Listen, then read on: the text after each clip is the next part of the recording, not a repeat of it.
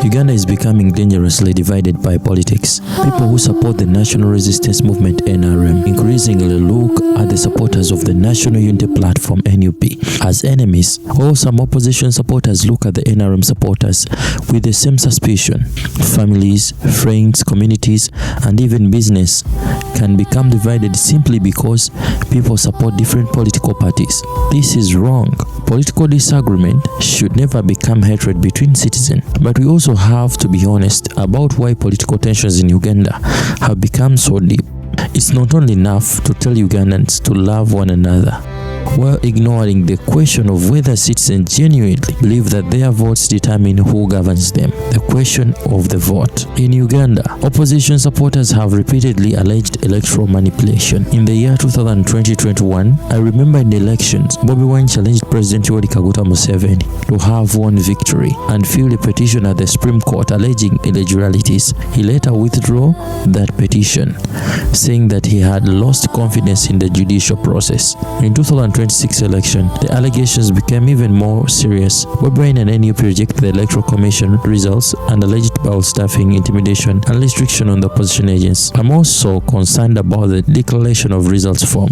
If a polling station has a declaration of results form signed by the relevant officials and agents, that document should be capable of being independently compared with the results that are eventually announced nationally. Where there are claims that DRR forms were altered, replaced, or that figures transmitted to the national tally do not respond with the forms held at polling stations, those claims should not simply be dismissed as opposition propaganda. They should be independently investigated. If someone has the original forms, photographs of the forms, certified copies of whether verifiable evidence, let the evidence be examined publicly. And if the Electoral Commission believes the allegations are false, the best response is not merely condemn the opposition, reconcile the figures, and allow an independent audit. That is how public confidence is built. The numbers must take sense. Another concern is credibility of the final tally. The Electoral Commission declared Museveni the winner of 2026 presidential election with about 71.6%, while Bobi Wine received 24.7%. Bobi Wine rejected those results as fraudulent. The issue is not simply whether Museveni received more votes. The real question is, can the Electoral Commission demonstrate, polling station by polling station, that the national figures accurately reflect the votes recorded by the citizens? A credible election should allow an independent person to take the results from every polling station, add them together, and arrive at the time of the same national result. There should be no mysterious figures, no unexplained changes, no missing forms, no unexplained discrepancies, no fear. And then there is a question of horse. Uganda also asking another difficult question. What happens after Museveni? President Yoweri Museveni has ruled Uganda for some good time. Since 1986, his son General Muhoozi Kainerugaba has become an increasingly powerful political and military figure.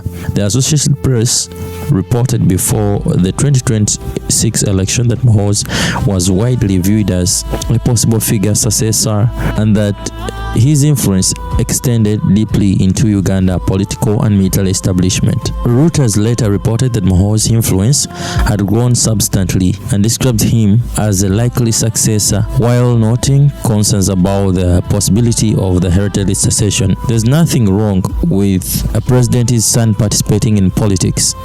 If Muhoozi wants to become a president, he should be free to contest. But the question is how? Let him convince Ugandans through votes. Let him campaign. Let him debate other candidates.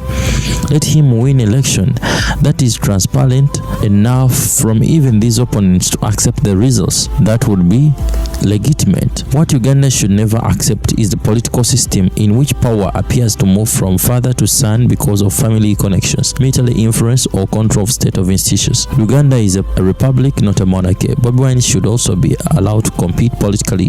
Bobi Wine is not above criticism. If he makes mistakes, Uganda should be able to criticize criticize him.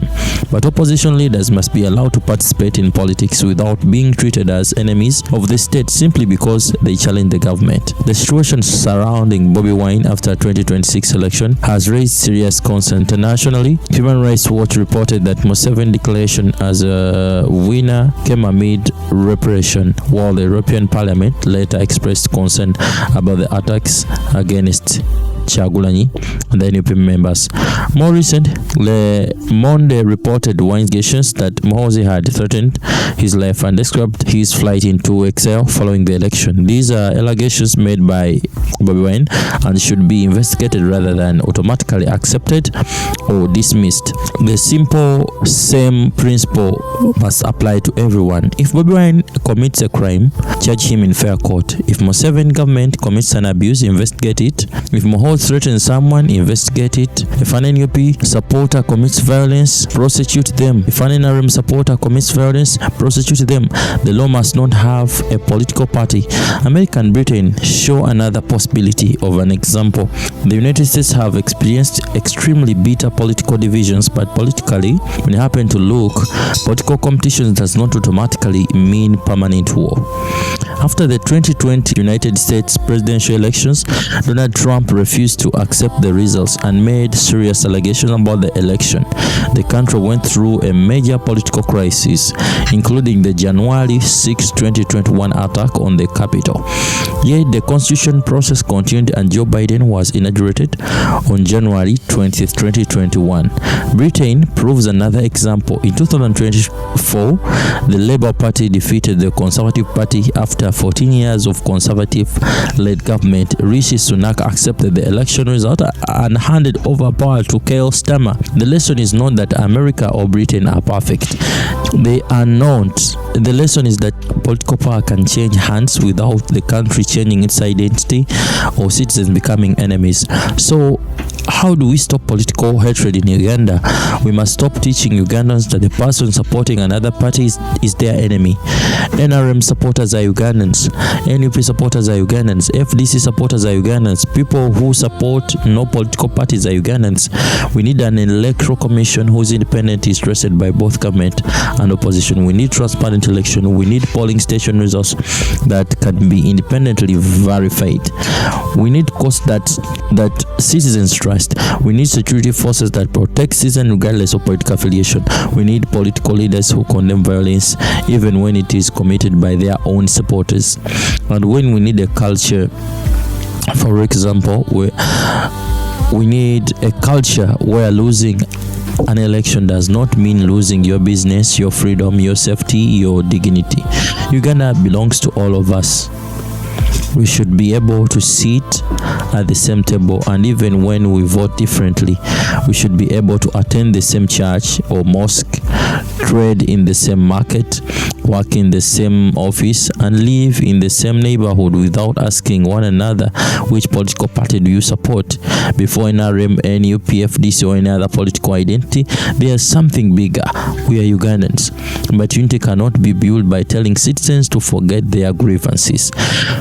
Unity must be built on truth, justice, credible election, and equal treatment under the law.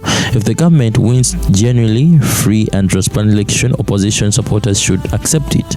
If the opposition wins genuinely free and transparent election, the government should accept it. That is democracy.